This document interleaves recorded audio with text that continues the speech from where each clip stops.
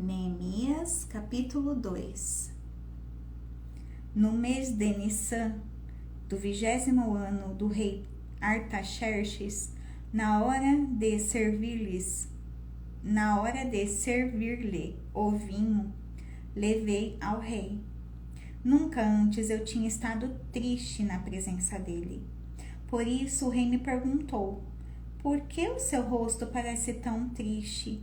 Se você não está doente, essa tristeza só pode ser do coração. Com muito medo, eu disse ao rei: que o rei viva para sempre.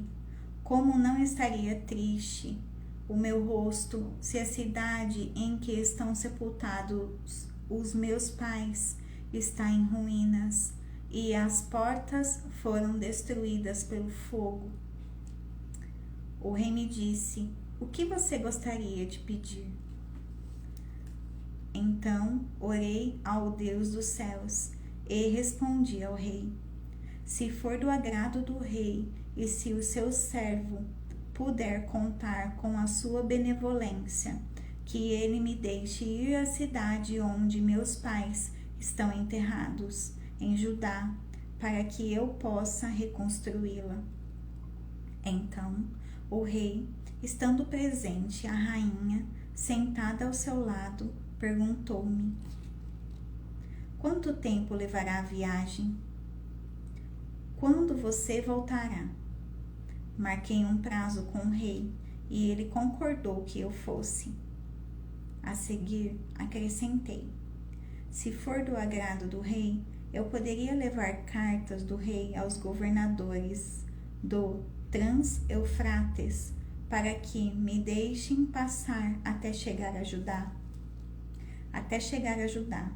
E também uma carta para Asaf, guarda da floresta do rei, para que ele me forneça madeira para as portas da cidade que fica junto ao templo, para os muros da cidade e para a residência que irei ocupar, visto que a bondosa mão de Deus estava sobre mim. O rei atendeu os meus pedidos. Com isso, fui aos governadores do Trans-Eufrates e lhes entreguei as cartas do rei. Acompanhou-me uma escolta de oficiais do exército e de cavaleiros que o rei enviou comigo. Sambalate, o Horonita, e Tobias, o oficial amonita, ficaram muito irritados quando viram que havia gente interessada no bem dos israelitas. A inspeção dos muros de Jerusalém. Cheguei a Jerusalém e depois de 3 dias de permanência ali, saí de noite com alguns dos meus amigos. Eu não havia contado a ninguém o que o meu Deus havia posto em meu coração que eu fizesse por Jerusalém. Não levava nenhum outro animal além daquele em que eu estava montado. De noite, saí pela porta do vale, na direção da fonte do dragão e da porta do esterco, examinando o muro de Jerusalém que havia sido derrubado e suas portas que haviam sido destruídas pelo fogo. Fui até a porta da fonte e do tanque do rei, mas ali não havia espaço para o meu animal passar. Por isso, subi o vale, ainda de noite, examinando o muro. Finalmente, voltei e tornei a entrar pela porta do vale.